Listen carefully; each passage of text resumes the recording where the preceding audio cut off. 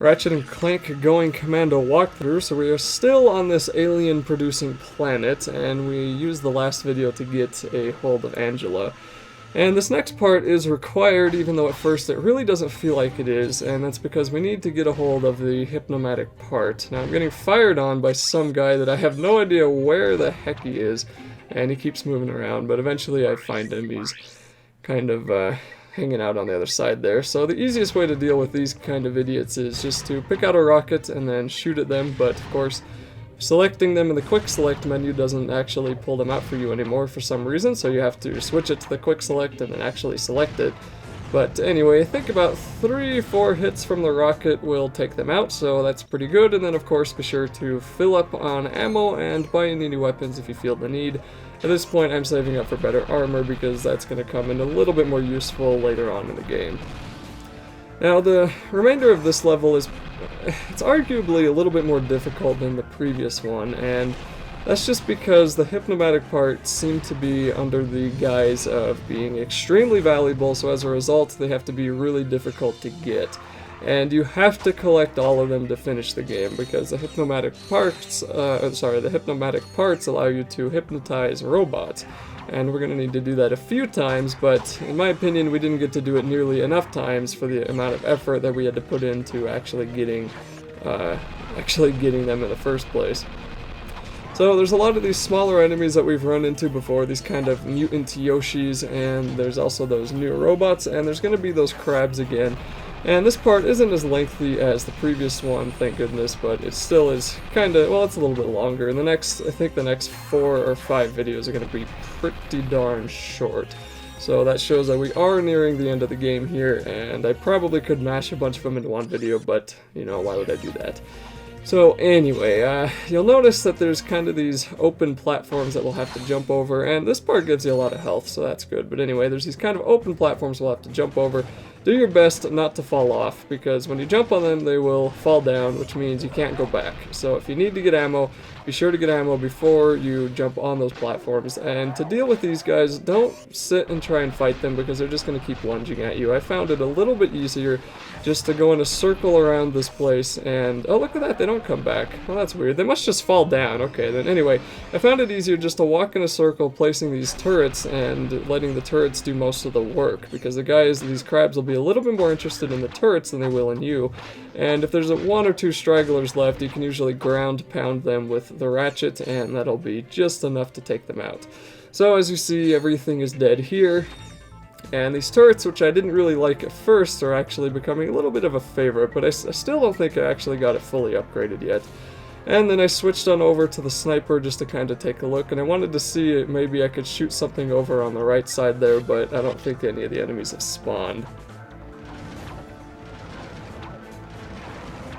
So there's going to be more of these tiny enemies. Once again, let the turret do that kind of work if you want it to be leveled up, and then you'll need to use I think it's the infiltrator to get past this fence, but as usual you can use the fence to take out these crabs for free, and it does take a little bit longer than using ammo, but I would rather use my wrench than use ammo on them anyway. And then all you have to do is just kind of keep firing at them and until they actually die. Now if you get too close to the fence, then they can actually hit you with their claws, so you want to stand a little bit back, and then you can just swing the wrench right at them, and it should be able to hit them when their claws are sticking through that electric fence. Then stick in the infiltrator, and you'll want to follow the pattern. I don't know if the pattern's the same or not, and I guess I'm sitting here staring at the screen for a couple of seconds for some weird reason, but anyway, eventually I figure it out, and I think I get this on my first try. No, not quite. Okay, I thought, usually I cut this out. I wonder why I didn't cut out my failure there.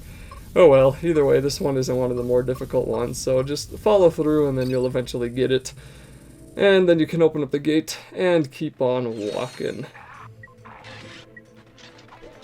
Now there's going to be a lot more of these little enemies, and luckily these boxes that are surrounding us won't ever burst open with a horde of enemies to deal with like they did in the previous video, but it still is kind of cool to know that there's a bunch of aliens inside them. And strangely enough, this whole level, and even the story mode, or I mean the story of Ratchet and Clank reminded me a lot of Jimmy Neutron episode, like that I watched a million times when I was a kid, back when that show was on Nickelodeon, and it was like I think it was Attack of the Twonkies or something. It was, they had these fuzzy little creatures that turned into big monsters, which is exactly what's happening here. So I just think that's interesting that was kind of a common theme at the time, I guess, because I think these two games and this game and the show was close to the same time. I'm pretty sure they're not related, but I just think it's interesting.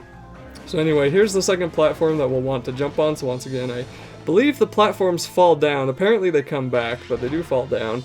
And then we're going to have to deal with these guys again. So use your rocket, and it's best to fill that up with ammo at the beginning and then not use it until you get to here, because these guys are pretty darn tough and they can do a little bit of damage to you. I don't think they do too much, but I don't know if I had full health or not when he hit me, so yeah, anyway, this is going to be probably one of the easier platforms, and then you can just jump right up onto here, and we're getting a little bit closer to the end of the level, so that's pretty good.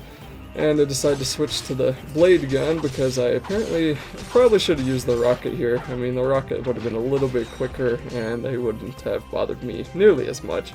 And that'll be the only time that they burst out of boxes. So I guess I kind of lied earlier when I said I thought they'd burst out of boxes.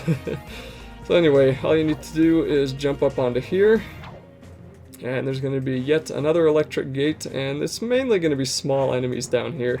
So it's not going to be a huge issue when you activate the gate. But as you notice, if they walk close enough to the gate, they actually take damage. So you can take your wrench and throw it at them like we did to those crabs, and we can just kill the little mini Yoshis here, or eventually they'll just kill themselves on the fence.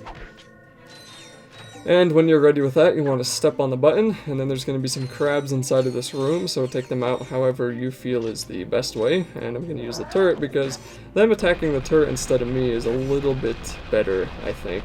But this guy decided to do both, so that was kind of interesting.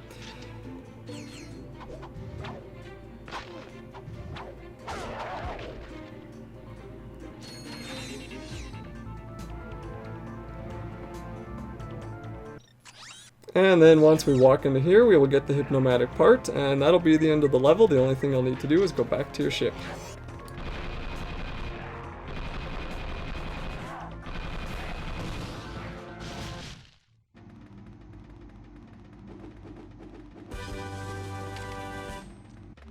You found a hypnomatic part. You need all of the parts to make the hypnomatic gadget.